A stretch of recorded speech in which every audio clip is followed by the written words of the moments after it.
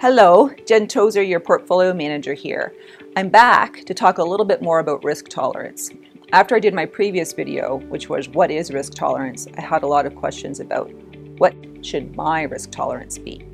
Again, that is a tricky question. So I'm going to try and frame it in both an academic sense and then an age and experience sense.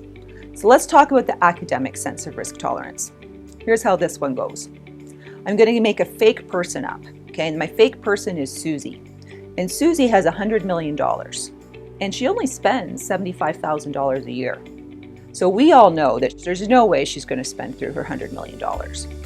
So there is one very, very well documented train of thought which says, Susie is never going to spend all her money.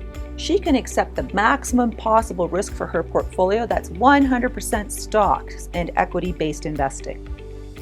Now there is another school of thought out there, also very well documented and very well respected, and it goes like this. Susie has $100 million and she only spends $75,000 a year. There is no way she's going to spend all her money.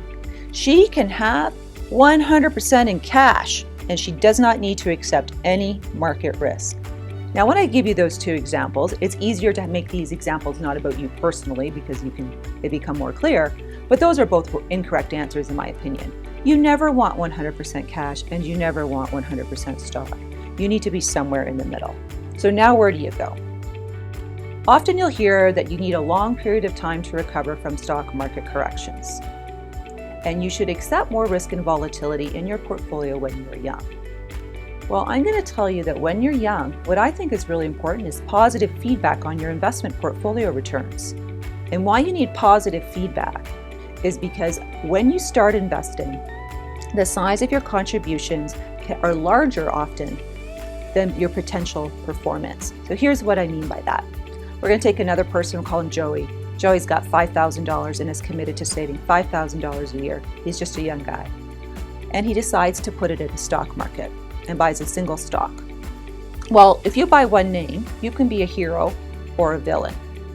But what can also happen is at the end of the year, let's pretend this particular stock went down by 20%. Well, that's $1,000 on $5,000.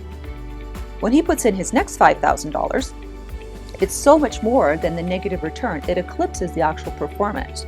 So this goes on for a while, and 10 years later, Joey's looking at his portfolio and he says, I think all the money in my portfolio is all money that I put in.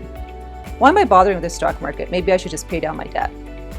So this is why it's important to get positive performance when you start investing. Fast forward 50 years, and we have somebody who's been investing for a long time, and now you have a larger portfolio. Maybe it's a few $1 million.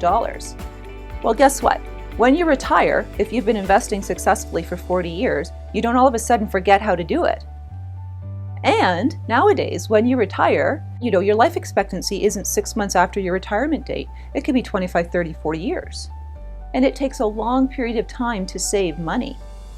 So since it takes a long period of time to save money, we're going to design your money so that it continues to last.